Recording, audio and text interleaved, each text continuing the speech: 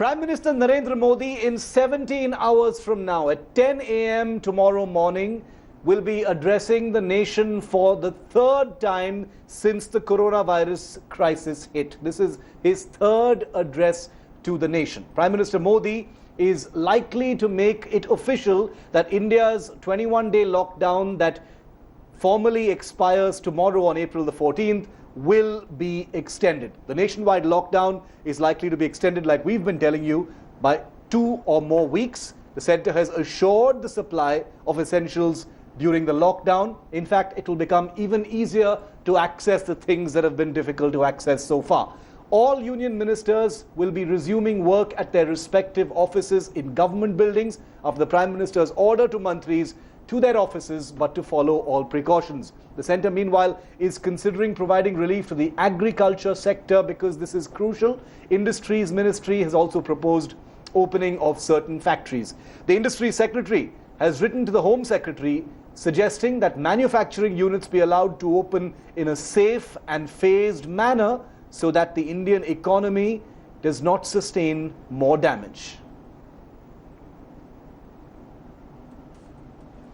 Now let's take a look at the government's plans for priority areas, because this is going to be an extension for the lockdown, but it has to be a very difficult decision. But there are many areas that need urgent attention. They simply cannot sustain with a blanket extension of the lockdown. Area number 1 is agriculture. The government has to focus on agriculture and a focus on harvesting and procurement. Area number 2 that requires total focus, the use of Manrega wages to provide labor. Number 3, it has to allow the entire fertilizer and seeds input chain for the crop harvesting and the crop planting season, because remember, India is an agricultural economy and we are dependent on agriculture. Let's take a look at what the industry wants now, because industry needs to be kick-started. Right now everything is shut.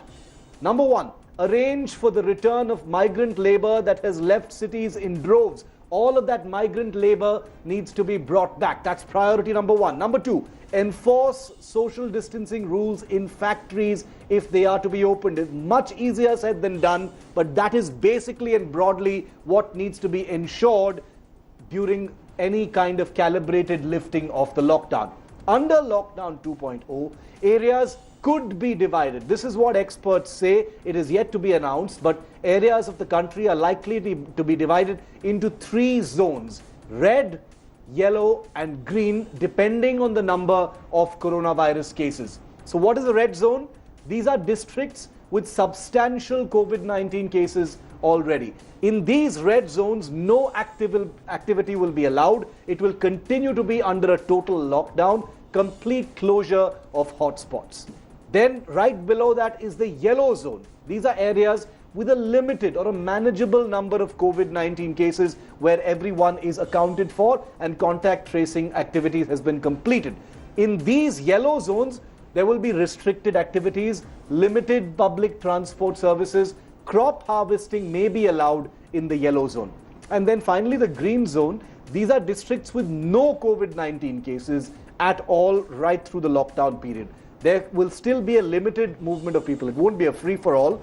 Industrial activity with restrictions will be allowed under the green zone. Agricultural activities with enforced social distancing will also be allowed. There could also be limited air and train services in and within these green sectors. How this will all actually play out, we'll only know once Prime Minister Narendra Modi addresses the nation tomorrow at 10 a.m. Let's take a look now at which states have already announced the lockdown extension even before the Prime Minister has made it official nationwide, and how it will be different from the earlier lockdown, the one we are in currently and which will expire tomorrow. Let's begin with Maharashtra. Lockdown has already been extended till April the 30th.